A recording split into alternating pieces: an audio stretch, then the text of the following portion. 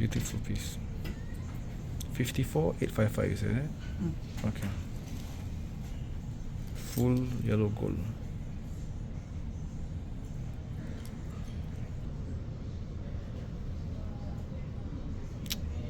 If this one was still, it would be out in instant.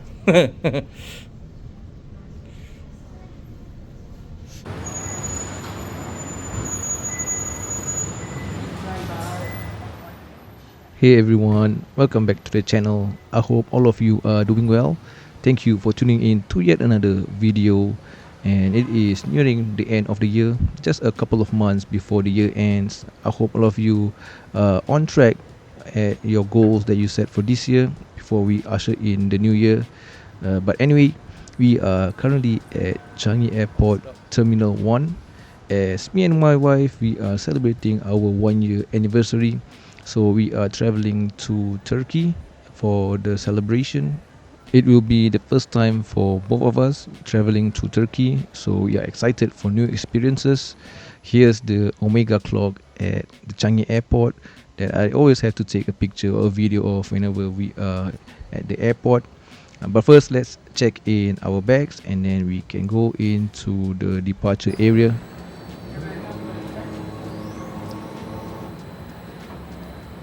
Whenever I'm traveling overseas and I am unsure if it's a safe place to wear nice watches, I just grab my moon watch with the Arton strap on and just call it a day.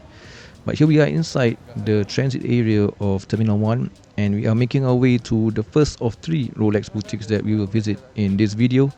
This boutique is very special to me as it was the first time that I tried to get a Rolex from the airport and I got it on my first try. And that video has went viral with over 1 million views. So if you guys haven't watched that video, you guys can watch it and then come back to this one. Rushing. Okay. No problem. So I have you to put inside the box. Yeah. Oh, just now you remove all the stickers. Yeah. We need to remove Okay, everything understand. basically. So I need to activate the warranty. This is a model. But unfortunately, as you see here, the Rolex section of this boutique is no longer.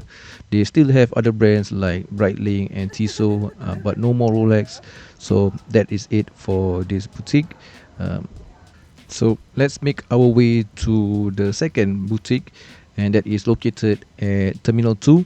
You have to take the SkyTrain from Terminal 1 to get to Terminal 2.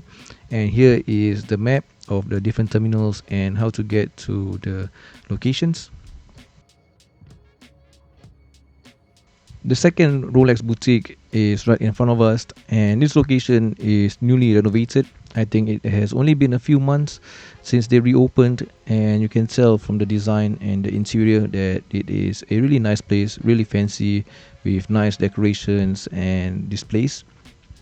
So same like the previous location, they also carry multiple brands, but we are here for only one brand and that is Rolex. But first, let's see what they have on display before we try our luck. Here are some Datejust models on display. There's a two-tone one and then there's also a steel variation.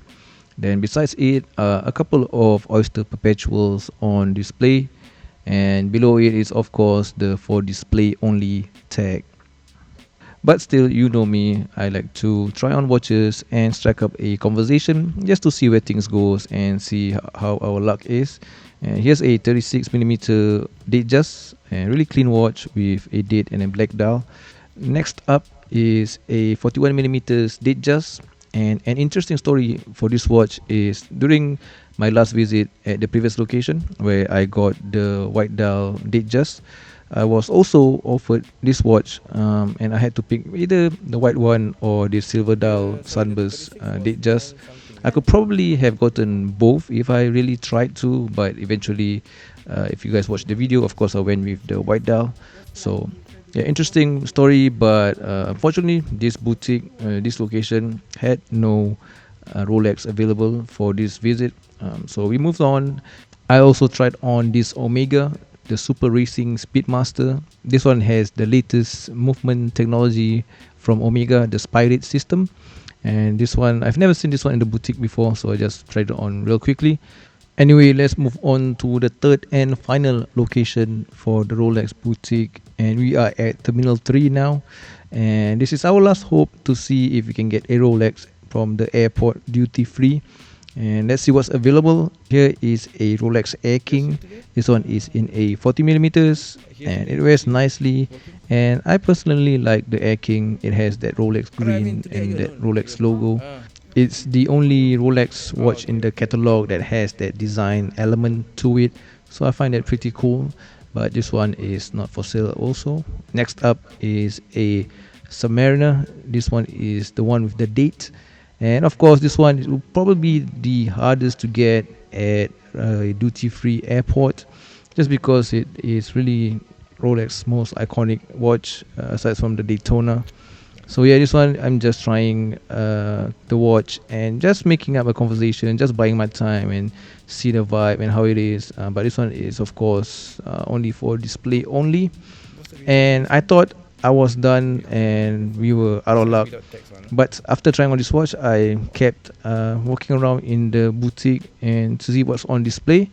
And I saw this one, which is the GMT Master 2.